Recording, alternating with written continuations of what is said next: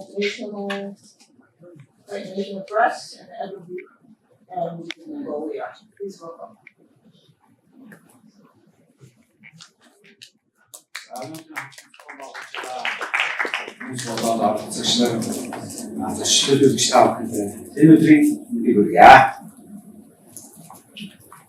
Эртнээс айчдын уухад үхэрвэний турга яман бүрээний янгинсан дуугар нь эхэндээ эсрэг талынхаа айлах зүрхийг шинжлүүлж одоо зүрхийг нөхүүлэх зорилгын үднээс ашиглаж байснаас гадна зэрэг дайшигтаа бол итгэл үнэмшлүүлэх нэгтгэх зорилгоор болов хэрэгжиж байсан байна.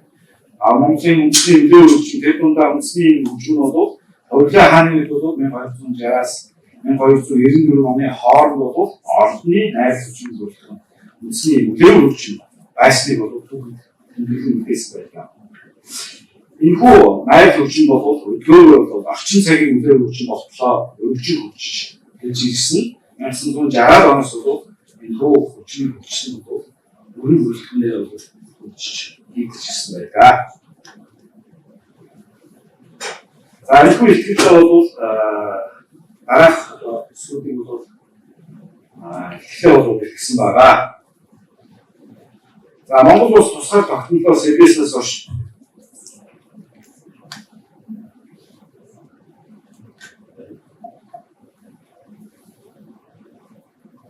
Монгол улс тусгай тогтнолоос эвээснээр орчин цагийн нийгмийн хөгжлийн дараа соёл урлагийн салбарт дундаа үндэсний хөгжмийн хөгжил шинжилэл хийгдсэн нь үндэсний нөлөө хөгжмийн төрөл зүйл аж чадвар үндсэн шалтгаан болж өгсөн гэж үзэж байна. 1956 оноос хойш гарч ирсэн одоо руу орооны тогтоолууд энэ дээр гэж хэлсэн байна.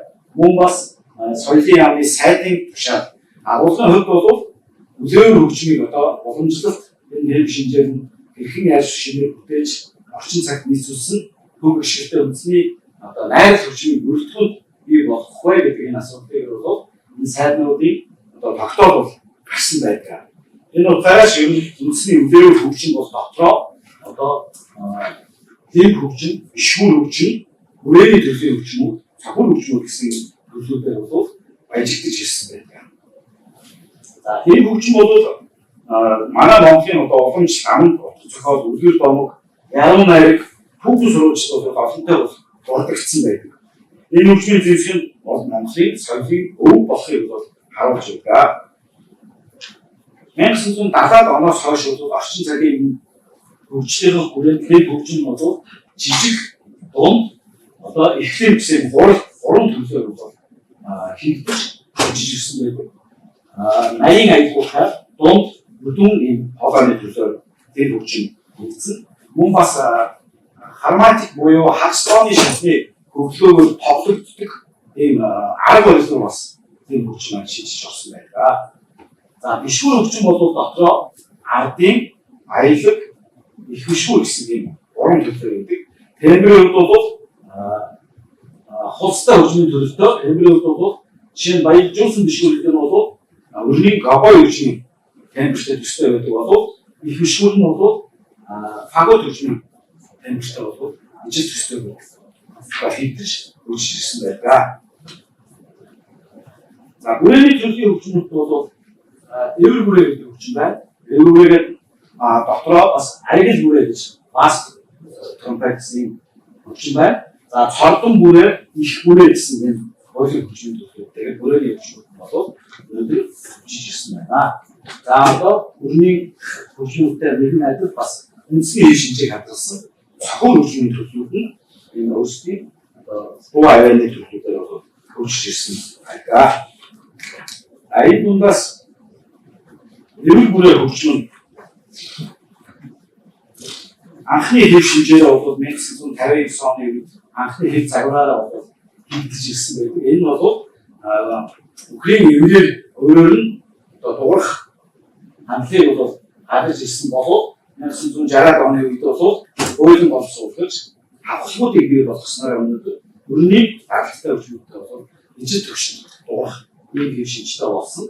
За тэгээд 60-аад оны үед бол Украин ясан эврээс хуулгаж хийжсэн хөгжим модон эврийн биетэй бол солигдож шинжлэгдэж орж ирсэн байдаг. Өөрөөр хэлбэл эвэр гэдэг маань өөрөө давхартай олон төрлийн давхаргаас бүтсэн бие байдаг учраас энэ давхарга нь усчийг сулрал үүсгдэг учраас энэ бол хөгжмийн зэвсгийн авсгуудыг тогтоох процесс бол боломжгүй болсон учраас энийг цаашаа хөгжүүлэх үүднээс нь модон энэ их үеийн шийдэж авсгуудаа тогтоож ингэж орж ирсэн байдаг. Энэ мод руу шийдэх үедээ бол дугуйлтын багтаамж нь бол сигмол дугуйлттай харматик хасгооны шатны өрн одоо дуурах үгийн багтаамжтай үрж болж өгсөн байдаг. 80-аад оны дунд үеэс бол өнгө бол нэмэгдэж орж ирсэн байдаг. Энэ өнгө маань сигмол дуурж ирсэн бол доошоо багтаамжын соёл болж дуурах хэмжээ дэшигээ хэлсэн юм дууралтай болж ирсэн. За 92 онд бол эврэмөрөө өгч юм бол доошоо фаг дууралтайгаар нэгсэндээ 3 октав хасын багтаамжтай өргөн цаг үрээтэй хөгжим болсон. Энэ 8 онд бол хөгжмийн хавхлагуудын одоо байрлалыг шинжиж засаж одоо сайжруулан орж ирсэн юм хөгжим байна.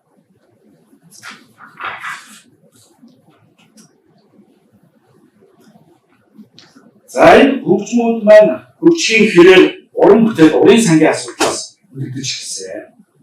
Өөрөөр хэлбэл эврэмөрөө хөгжмийн тухайн үеийн одоо аялал зохиолч нар мөн мэргэжлийн зохиолч гадна дотн сургууль өгсөн мэргэжлийн хөгжмийн зохиолч маань бас энэ хөгжим бол аялал зохиолч гэж хэлсэн байдаг.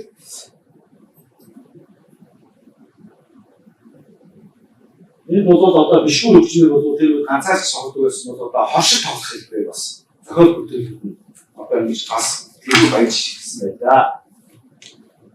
Мөн бас дэв хөгжмийн одоо онцлог жилдэг бол дэв хөгжмийн маань битүү амьсгаа 2011 онд бол ЮНЕСКОгийн соёлын өвд бол битүү амьсгаа маань бүртгэгдсэн ийм сайхан үйл явдал болж одоо энэ цаашдаа өшөө илүү бас хөгжүүлж явах үйл ажиллагаанууд нь бол манай ардын хөгжмийн бол одоо өрнөд явж байгаа.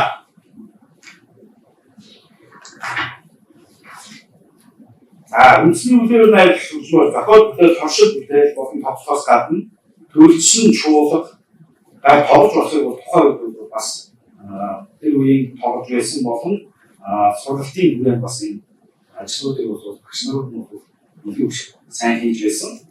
За эндээс бол харахад бол 1980-аад оны дунд үеэс бол эврэмөрөө хөгжим болон бишгүүр хөгжим, дэв хөгжимээр зохиол бүтээлүүдийг тоглодог байсан бол одоо хоршил болон квартет, кинтет гэх хөгжмийн мэргэжлийн бүрэлдэхүүнүүдээр нь бол тавлаад мөн бас цөөхөн чуулга 12-оос 3-нээс дээш бүрэлдэхүүнтэй цөөхөн чуулгын хүрээнд бас эврэмөр хөгжмийг бас дуулаж зохиол бүтээлүүд нь бол бичвэртэй бас нэгдэж энэ хөгжмийг хөгжлийг бас нэлээд урагшлуулах хэрэгцээ орж ирсэн. За энэ хөгжмийг бол бас мэргэжлийн боловсон хүчээр бэлтгэхийн тулд бас сургуулийн сургалтын үйл ажиллагаанд нь бол бас хийгдэж явж ирсэн. За Монгол Улсын консерватор буюу хуучнаар хөгжим сургууль гэдэг энэ сургууль бол 1979 онд эврэмөрөө 87 онд ардын бишгүүр, 90 онд баялаг бишгүүр, 90 онд их бишгүүр гэсэн энэ үзээвэр хөгжмийн төслүүдээр сургалтын ангиудыг нь бол нээж зуршилтыг бэлтгэж ирсэн байдаг. Тэгвэл үүний хажуугаар мөн бас соёл урлагийн сургууль 91 онд эврэмөрөө 2000 оны их үеэр бол баялаг бишгүүрийн сургалтын ангиудыг бас нээж ирсэн байдаг.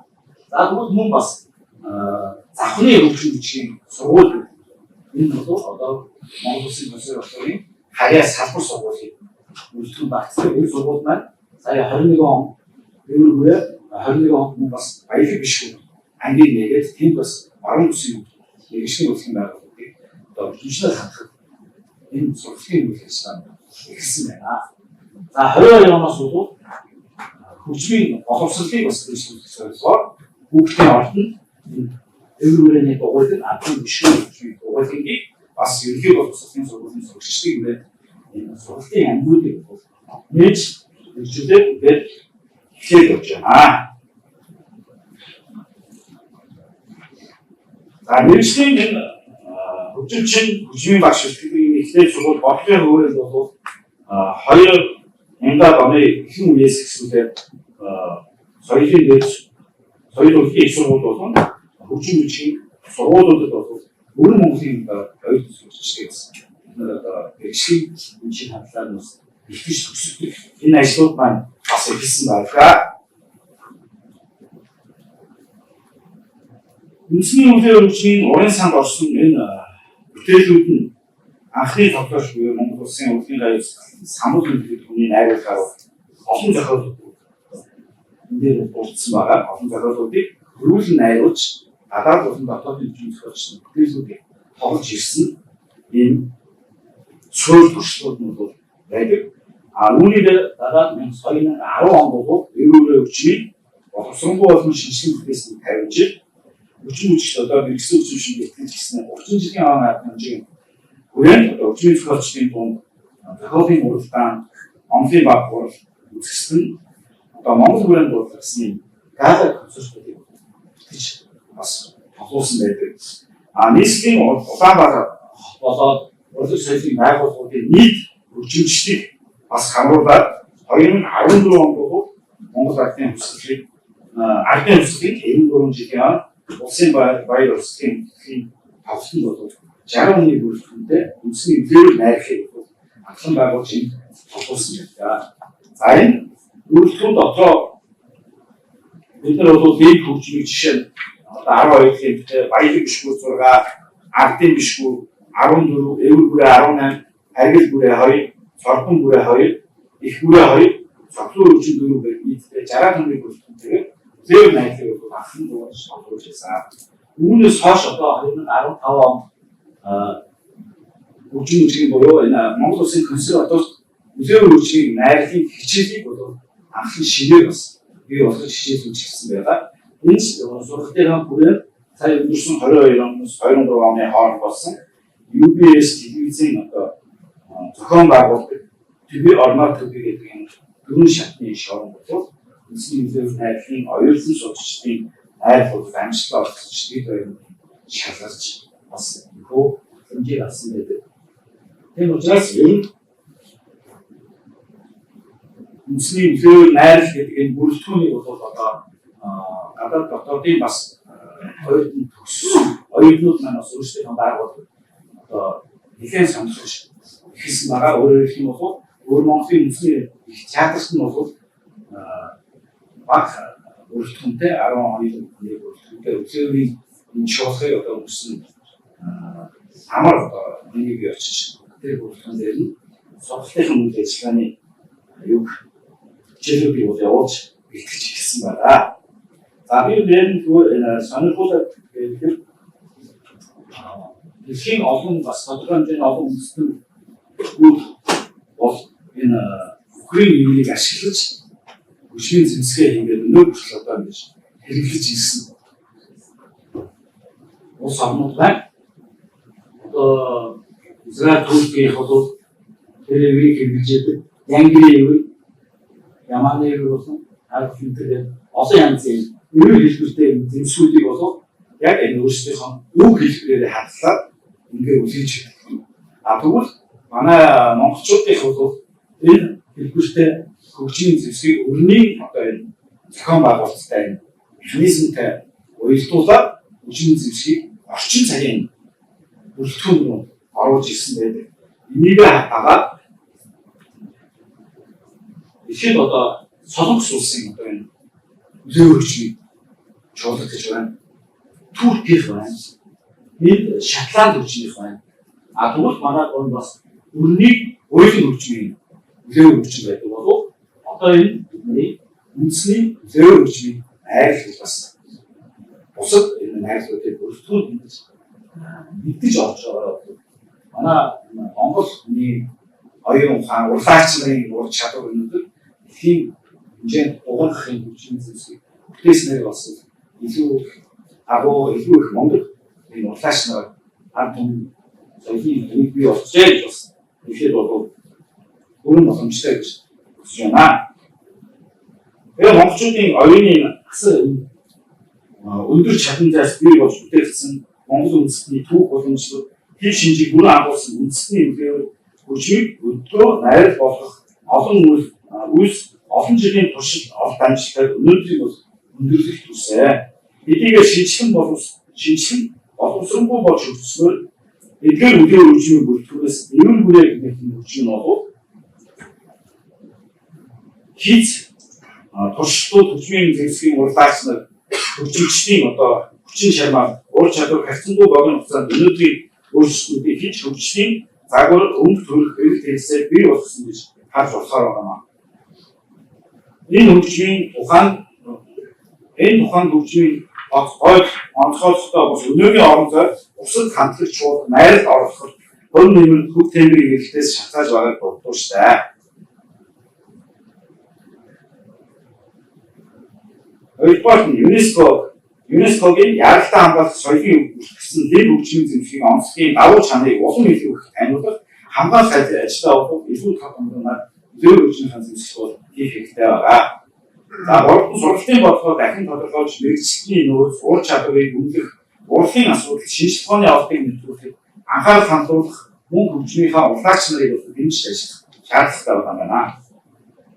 Өөрөлдөн үндэсний үнэлгээр найрлан эрдэм биелэгт агш урлаач уран бүтээлчдийн чиглэл бүтгэхийн хүчин өнөөдрийн хөгжил хүссэн. Энэ авалт амжилтын үн цэнийг нэмэгдүүлэх үнэлэх бодлого хэрэгжлийг бодит дэмжлэгийг цаашид өгснөөр ирээдүйн хойжил боломжтой үндэсний баялаг болох боломж өргөн байгаа гэдгийг бүгд өртгөнөөс нь харж болох юм аа. За ингээд анхаарал тавьсан. Баярлалаа. Ингээд өөрийн хөгжмөдийн Монгол Ардын дундаа онцгой нэстэл дөрвөн уулын дунд оршдог юм бол би Монгол Ардын дөрвөн уулын яг